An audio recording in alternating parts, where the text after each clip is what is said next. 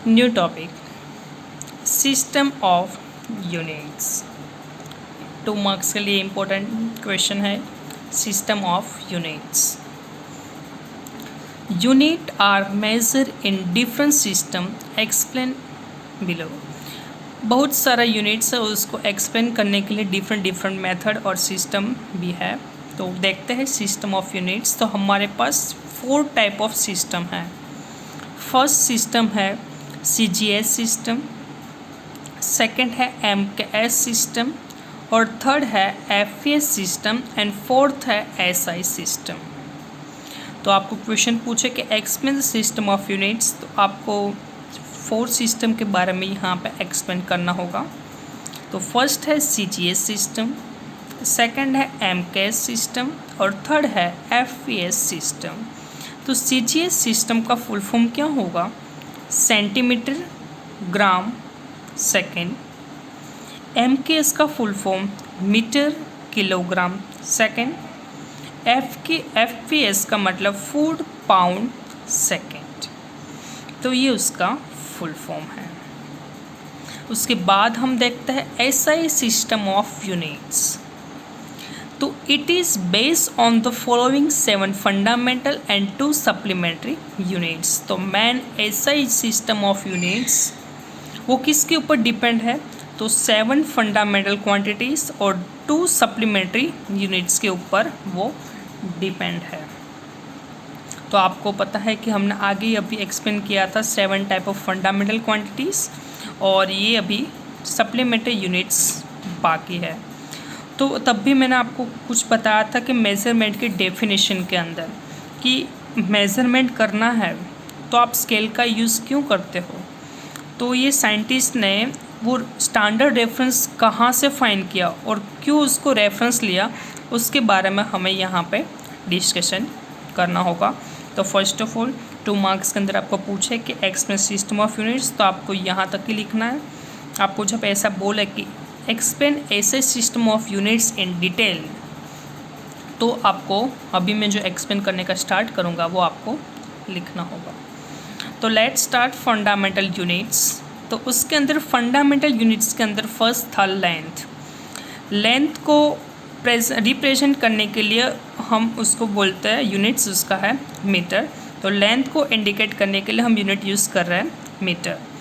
तो साइंटिस्ट ने लेंथ कहाँ से मेज़र किया और स्टैंडर्ड, सपोज स्केल है, यहाँ पे स्केल है, तो स्केल में 1 और 2 के बीच में 1 सेंटीमीटर डिस्टेंस ही क्यों लिया, उसके बीच में 5 डिवीज़न ही क्यों है, वो कहाँ से डिराइव किया, किसको स्टैंडर्ड लेके किया, उसके बारे में यहाँ पे देखना है। तो it is the distance occupied by 1650763.73 orange red wave of krypton 86। तो यहाँ पे क्रिप्टॉन 86 जो दिया हुआ है, उसके ऑरेंज रेड वेव ने इतना जो डिस्टेंस कवर किया था, उसने स्टैंडर्ड रेफरेंस कंसिडर किया है कि सबसे स्टैंडर्ड कौन है, क्रिप्टॉन 86। उसके जो ऑरेंज रेड वेव ने इतना डिस्टेंस कवर किया था, उसके ऊपर से उन लोगों ने ये यूनिट डिराइव किया हुआ है लेंथ, और उसका यूनिट्स है मीटर। तो जस्ट इन्फॉर्मेशन के लिए है, आपको इतना डीप में जाने की ज़रूरत नहीं है, पर ये सब टेक्स्ट बुक में दिया हुआ है, इसलिए समझाना ज़रूरी है। तो लेंथ मेज़र करने के लिए, अदरवाइज लेंथ और उसका यूनिट मीटर किस तरह प्रोड्यूस किया, तो किसको स्टैंडर्ड समझा, क्रिप्टॉन 86 के ऑरेंज रेड वेव ने इतना डिस्टेंस कवर किया, उसको उन लोगों ने, साइंटिस्ट ने रेफरेंस अदरवाइज स्टैंडर्ड रखा था। सेकंड, मास। मास का यूनिट क्या है? किलोग्राम।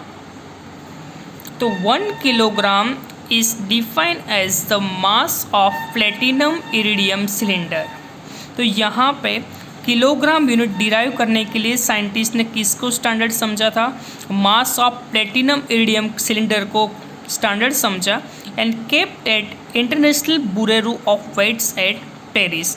और ये प्रूव करके कहाँ पे रखा हुआ था? ये प्रूव कहाँ पे हुआ था? तो internationally bureau of weights and measure नाम की कोई संस्था है, वहाँ पे प्रूव किया हुआ था और अभी वहाँ पे उसका जो नमूना रखा हुआ था उसका एग्जाम्पल वहाँ पे अवेलेबल है। तो मास ऑफ किलोग्राम, उसका यूनिट किलोग्राम प्रोड्यूस करने के लिए साइंटिस्ट ने प्लेटिनम और रेडियम सिलेंडर को स्टैंडर्ड समझा और उसके ऊपर से यहाँ पे उसका यूनिट दिया किलोग्राम। टाइम, तो टाइम का यूनिट है सेकेंड। तो 1 second is equal to 1/86400 of mean of solar day. 1 second के अंदर सोलर के कितने वेव्स पास आउट होते हैं उसको हमने स्टैंडर्ड समझ के टाइम का यूनिट्स हमने यहाँ पे दिया सेकेंड। फोर्थ है टेम्परेचर। टेम्परेचर का यूनिट से यहाँ पे केल्विन। तो it is equal to 1/273.16 of thermodynamic temperature of triple points of water where water exists in all three states in equilibrium। तो 1/273.16 टेम्परेचर हमें जब मिलेगा उसको हम बोलेंगे ट्रिपल पॉइंट्स। ये पॉइंट से वाटर, सॉलिड, लिक्विड और गैसेस तीन स्टेट में कन्वर्ट हो सकता है। बट ये पॉइंट के पास वो कौन से स्टेट में हो जाएगा? All states in equilibrium condition में हो जाएगा। तो उसके ऊपर से टेम्परेचर का यूनिट्स यहाँ पे बताया केल्विन। फिफ्थ है ल्यूमिनस इंटेंसिटी। कैंडेला, जैसे कि आप घर में मोमबत्ती होती है उसको आप जलाते हो तो उसके अंदर से जो ऊपर की लाइट प्रोड्यूस होती है उसको हम बोलते हैं ल्यूमिनस इंटेंसिटी और उसका यूनिट है कैंडेला। तो 1 candela is represent monochromatic radiation at a frequency of 540 into 10⁻12 Hz and radiant intensity of 1/683 watt per steradian। तो 1 candela किस तरह डिराइव किया? तो वो क्या रिप्रेजेंट करता है कि मोनोक्रोमेटिक रेडिएशन की फ्रीक्वेंसी इतनी होगी और रेडिएंट इंटेंसिटी कितना वोट होगा? 1/683 वाट पर स्टेरेडियन होगा। तो उसको हम बोलेंगे ल्यूमिनस इंटेंसिटी और उसका यूनिट हो जाएगा 1 कैंडेला। 6 करंट, उसका यूनिट है ampere. 1 ampere is the electric currents which when maintain in the 2 state parallel conductor. इस टाइप का कंडक्टर उसको पैरेलल रखा हुआ है एक दूसरे से। इनफाइनाइट लेंथ मतलब उसका कोई लिमिटेशन नहीं है, इनफाइनाइट तक है। End of negligible cross section area, उसके बीच में बहुत डिफरेंस नहीं है, पास पास में रखा हुआ है, कोई इतना ज़्यादा एरिया नहीं है। Place 1 metre apart in vacuum, ये दोनों के प्लेट का बीच का डिस्टेंस 1 मीटर ही है और उसको वैक्यूम में रखा हुआ है। सेल प्रोड्यूस अ फोर्स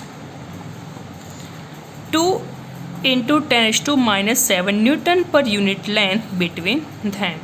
तो जब दो पैरेलल प्लेट्स को हम रखेंगे वैक्यूम के अंदर और दोनों के बीच का डिस्टेंस 1 मीटर जितना होगा तब इतना फोर्स क्रिएट करेगा, तो उसको हम बोलेंगे करंट्स और उसके ऊपर से उसका यूनिट यहाँ पे बताया 1 एम्पियर। उसके बाद amount of substance, mole. 1 mole is the amount which contains many elementary units. There are carbon atoms present in 0.012 kilogram of carbon 12। तो अमाउंट ऑफ सब्सटेंस किसको बोलेगी कि जब 1 मोल ऑफ एटम्स, जो कोई भी मोल ऑफ एटम्स होता है उसके अंदर बहुत सारा एलिमेंट्री यूनिट्स हो सकता है, पर यहाँ पे मेंशन किया हुआ कि कार्बन 12 है, उसके अंदर कार्बन के कितने एटम है? 0.012 किलोग्राम जितने एटम्स कार्बन 12 के अंदर है, तो उसको हम बोलेंगे अमाउंट ऑफ सब्सटेंस और उसका यूनिट हो जाएगा मोल। तो इस तरह साइंटिस्ट ने किसी न किसी चीज़ को रेफरेंस मान के फंडामेंटल क्वांटिटीज़ और उसके यूनिट्स को यहाँ पे डिराइव किया हुआ है।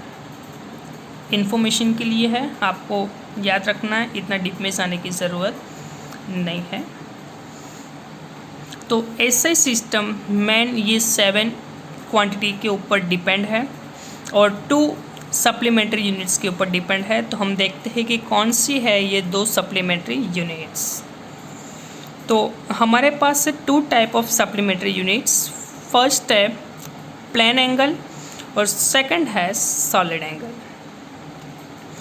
प्लेन एंगल हम कोई सरफेस होगा उसके बारे में बात करेंगे, और सॉलिड एंगल कोई स्फीयर होगा उसके बारे में हम देखेंगे। तो फिर से मैं रिपीट कर रहा हूँ, प्लेन एंगल कोई सरफेस होगा उसके लिए कंसिडर करेंगे, और सॉलिड एंगल कोई स्फीयर होगा वॉल्यूम के बारे में हम बात करेंगे। तो first of all plane angle का यूनिट है रेडियन।